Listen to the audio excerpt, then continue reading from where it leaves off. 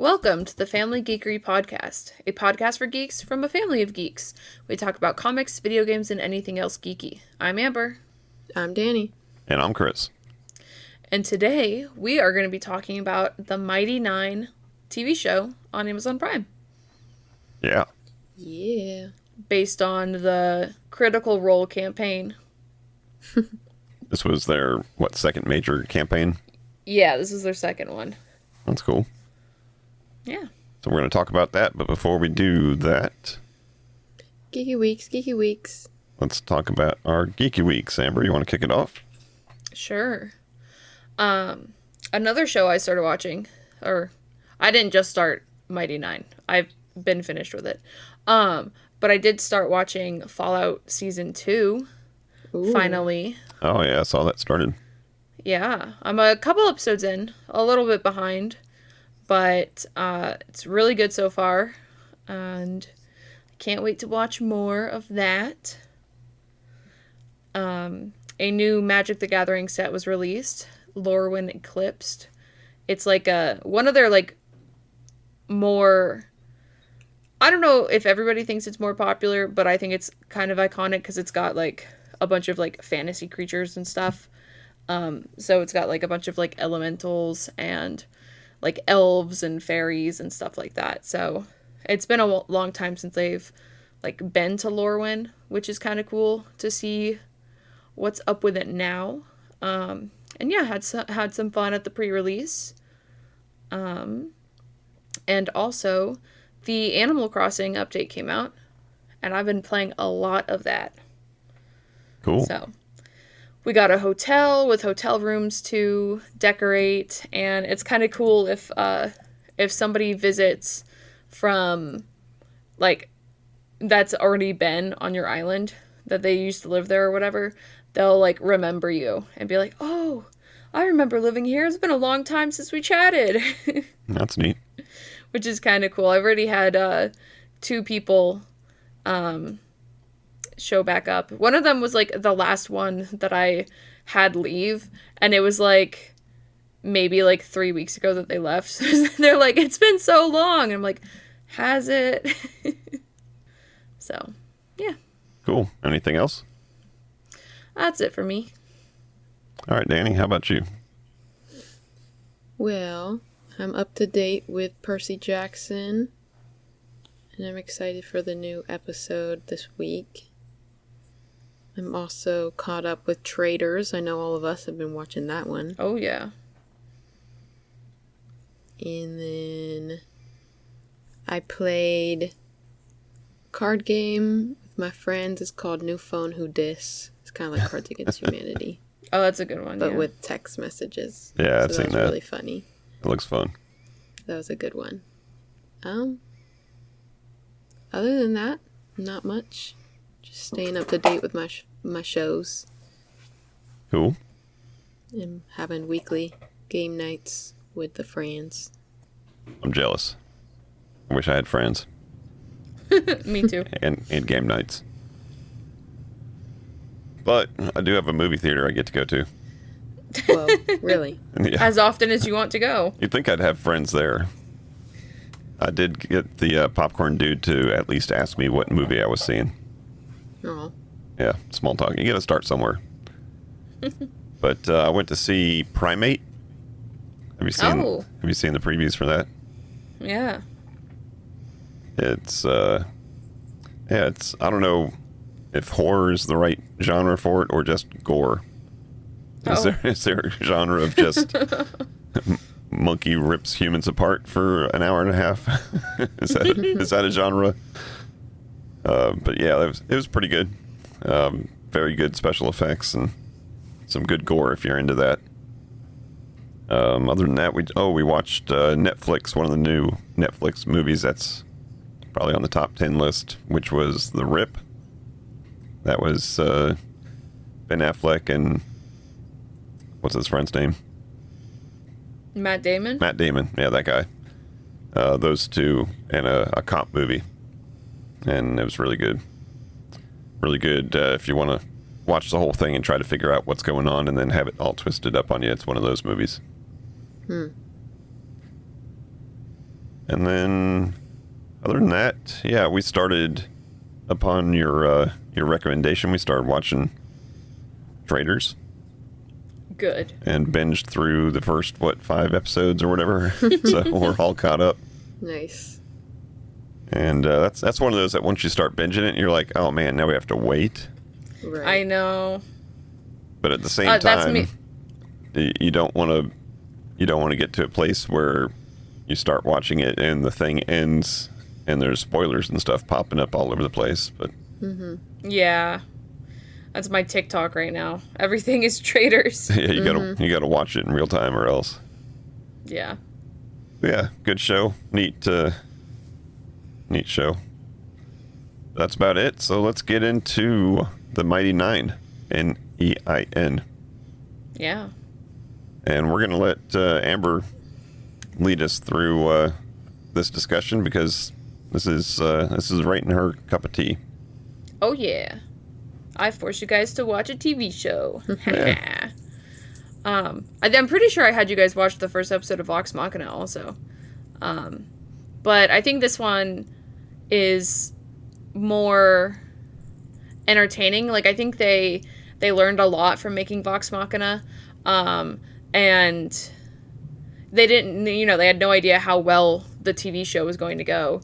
And then it ended up doing extremely well. But they kind of like sped through it, I guess. I don't know. That's just what I've heard. I didn't watch their D&D sessions because, they have like thousands of hours of of the campaign for all of the things that they're doing. So I did start watching the campaign of the Mighty Nein before the show came out. Like when it was announced, I started watching. And I didn't get too far. I got like maybe 10 or 11 episodes in. It's just like so much and so dense, and I decided that I would just follow the newest campaign that they're doing instead.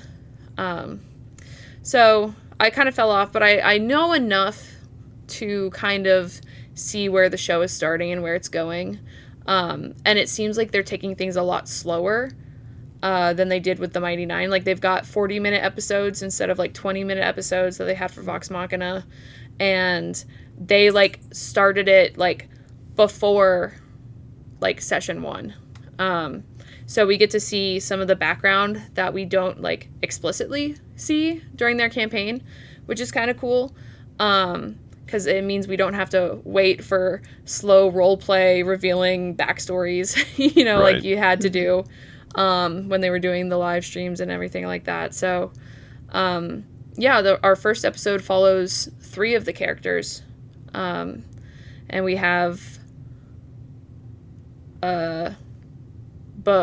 Beauregard. We have Not the Brave, a little goblin. And we have Caleb, a homeless wizard.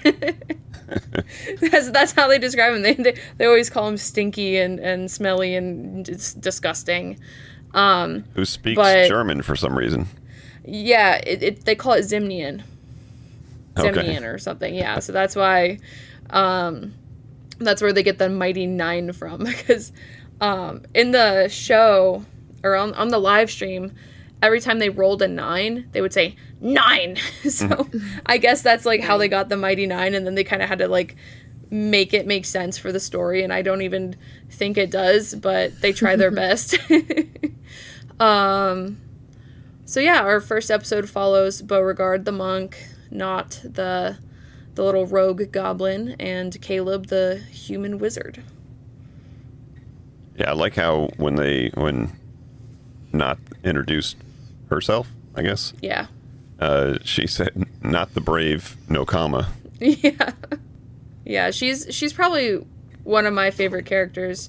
But we get to see a lot of the world building that I didn't get to see in the parts of the campaign that I watched. I kind of knew that it was happening because I would like look up the, just like the characters, and I knew, if somebody died. I think somebody dies and they had to come back with another character, or they just had a famous NPC or something. I don't know. So we get to see some of that world, and that's Essek and I guess they're like dark elves. But they have this relic that gets stolen from them by like these evil people. Right. These like evil wizards, and that's kind of the plot device of this whole thing is we need the relic, and the bad wizard dude wants it to start a war, and the other people use it to like reincarnate themselves and hold their like I guess it's like a religious symbol for them. And so it's just this very powerful thing that in the wrong hands can do a lot of damage. Right. Very classic trope for a story like this. Yeah. Yeah. I think it's funny that it's like a 20-sided dice shape. The relic D20. Yeah. So I guess from you guys, it's fresher in your guys' memory than me, because I watched this weeks ago when it first came out. But we've got Bo is part of this like monk school, and she's trying to figure out this like detective work that she's doing, but she's got this boss that, do we find out in the first episode that the boss is a traitor? That her kind of teacher... Yeah, the main boss, not the one that was out on the original thing with her. Gotcha. Yeah. Yeah, he's kind of behind some nasty business. She just pieces out. Goodbye, monk school. Yeah, I thought the scene where she goes into the little store with the old lady, because she was following her boss to see what he was up to, and then she gets into that little store and he's not there, but the old lady's like, "Oh no, let me get my glasses," and she's reaching for a crossbow. And Bo just like knocks her out. Thought that was pretty cool. Yeah. It's interesting that we don't get to see all of the main characters in that first episode. We just get those three. We get like half the episode follows Bo, and then the other half of the episode follows Caleb and Knot. And Caleb has to find some resources that he needs for a spell, and kind of enlist the help of Knot to like pick the locks and sneak around, and Knot's just like, okay, I mean, will you buy me booze? Because Knot's an alcoholic. That's her main character trait. But she's also really caring, and she and Caleb form a really strong bond really quickly. It really threw me off because I wasn't super paying attention, but it threw me off when she was trying to create the distraction in the street, and she was telling Caleb to throw up or something in the street to cause a diversion so she could go pick the lock or get inside that place they needed to break into. And she was talking and her lips weren't moving, and I was like, what did the animators mess this scene up? And then and then it happened again. I was like, what is going on? And then later her lips are moving fine, and I guess she's got like a human, like a COVID mask, but it's a human face that covers up her it's mouth. like a porcelain doll. Oh, okay. She's got like a porcelain doll face. So that she can look more like a human? Yeah, because goblins aren't, really highly regarded. And, it's kind of everybody's first D&D battle as you fight the goblins. But she does nothing to hide her huge green ears. No, right. Just the face is fine. But she'll often pretend to be like Caleb's daughter or something, and then she's like just drinking bottles and bottles of alcohol, and it's so funny. It's like, this is a child, or is it not a child? Don't look too closely. And it's also kind of fun to watch a cartoon that, you say it's cartoon, even though it's an animated television show. Mm-hmm. But, you describe it as a cartoon, but meanwhile, there's alcohol. There's plenty of curse words in multiple languages. And it gets gory, too. Just seeing the, I think it was in the opening scene, it's very, Dungeons and Dragons-esque. You got wizards and, all kinds of dark magic happening and stuff. Mm-hmm. And then the one guy says WTF, just some random guy in the town is saying that, and you're like, oh, that's very modern language for a very Yeah. medieval scene, but then that wasn't the last of the F-bombs in this first episode. Yeah, and it's not afraid to get gory either. I think this one might be a bit more explicit than Vox Machina. Like, Vox Machina had its moments. But, like, one of the main characters, Jester, and she's Laura Bailey's character, and she's, like, very iconic. Like, the favorite character of everybody who ever watches or Mighty Nein. But her mom is, like, one of those, like, burlesque dancers. And she's, like, the most famous burlesque dancer and singer or whatever in that part of the world. So it's, like, really funny that, her mom's, glorified woman of the night. And she's like, oh, I'm going to draw penises on everything because I'm so... she's, like, a trickster. So she just, like, does silly little pranks like that, and it's so it's like very goofy, but also like that. Now, knowing nothing about this series or this campaign or anything, just watching the cold opening of 3 people going in and stealing this relic thing, and I'm like, oh, okay, so these must be the start of our heroes here. No. So I go on IMDb just to see, okay, let me get some names. I've got to do my research. And I don't see those people anywhere in the first, 20 names or whatever. I'm like, I guess those aren't part of the Mighty Nein. I guess all these other names that we haven't met yet are. Yeah. And of course I recognize the voice actors' names more than I recognize the character names. I know who Matthew Mercer is and Ashley Johnson and some of the other ones we haven't even met yet. Yeah. Because I think episode 2 will focus on Jester, Ford, and we might not get to see Molly until episode 3. And then I don't think we see... There's someone else I'm missing, too. No, I'm not. And then we don't see Ashley Johnson's character, I forget her name, until, like, episode 4 or something. So, it's kind of interesting that they're, like, taking their time and showing the backstories, because, like, this is stuff that I didn't even know about some of these characters after watching, a good, like, 50 hours of their stuff. Right. Yeah, you would imagine the campaign wouldn't start with 3 people only, right? Right. I think they would integrate all of the people that were sitting at the table.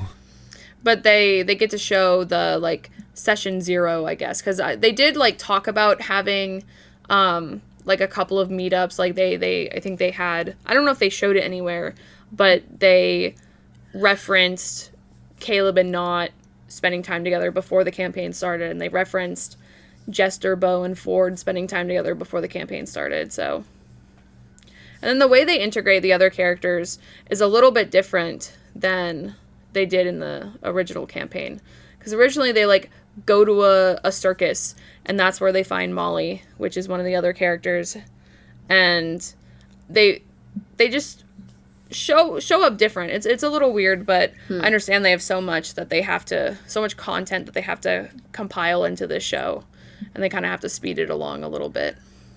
Right. That makes sense. Now, Danny, can I guess your favorite scene? Sure. Ghost cat.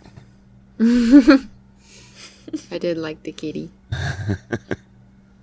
It's funny. Penny, like, meowed just before the cat, came out of the fire and meowed. Like, instantly they were talking to each other. I was like, wait a minute. What's going on can here? Speak ghost kitty. Yeah. I dare you guys to keep watching. Is not a happy start for that cat. Oh. There's a reason why it's a ghost. I imagine so. He seems pretty upset about it. Yeah, no, Caleb's backstory was a lot darker than I thought it would have been. Which makes sense, you know, these are famous, you know, storytellers and character designers, and what's interesting? Depression. Like, so there's a lot of that going around.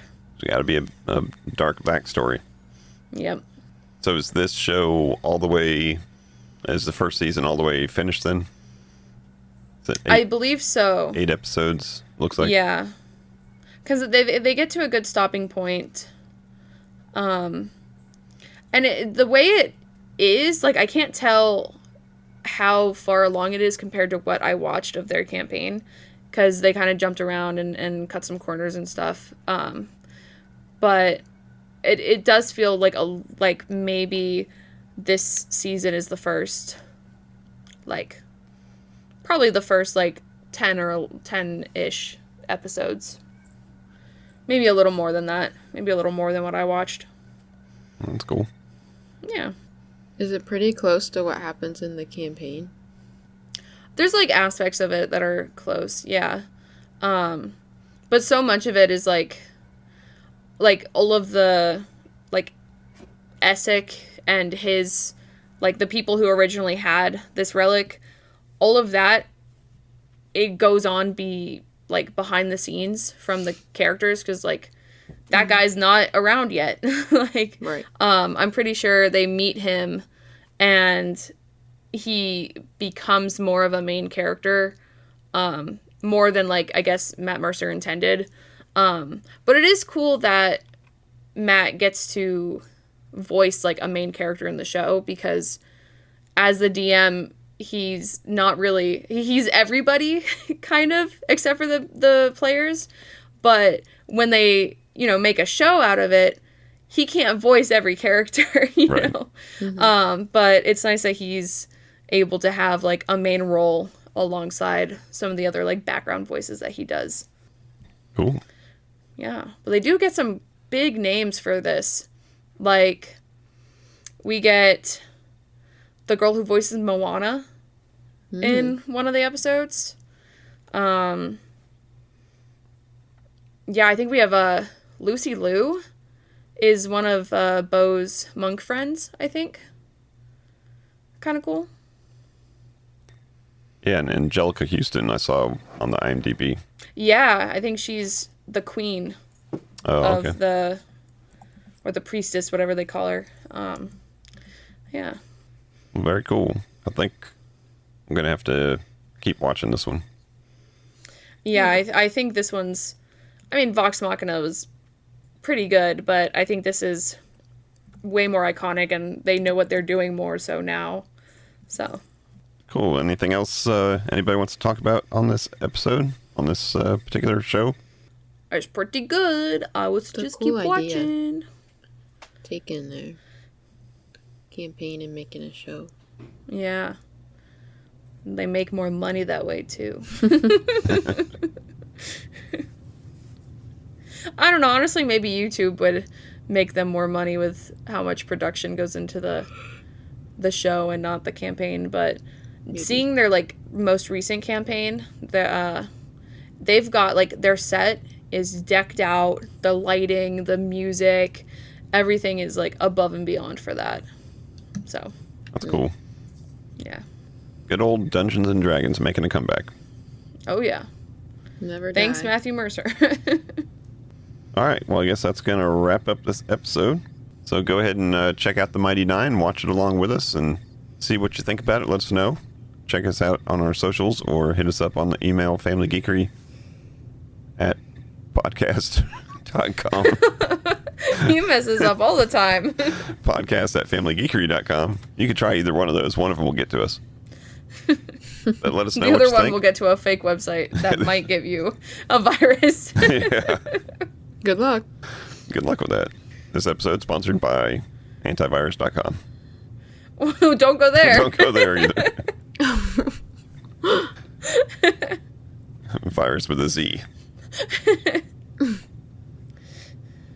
But yeah, go ahead, VPN. go ahead and let us know if you're watching this. Let us know if you watched it, what you liked about it. But other than that, We thank you as always for listening. And until next time, peace out out. and And geek geek out. out. Thank you for listening to the Family Geekery podcast. For more information, visit www.familygeekery.com. Don't forget to subscribe at your favorite podcast provider. And until next time, peace out and geek out.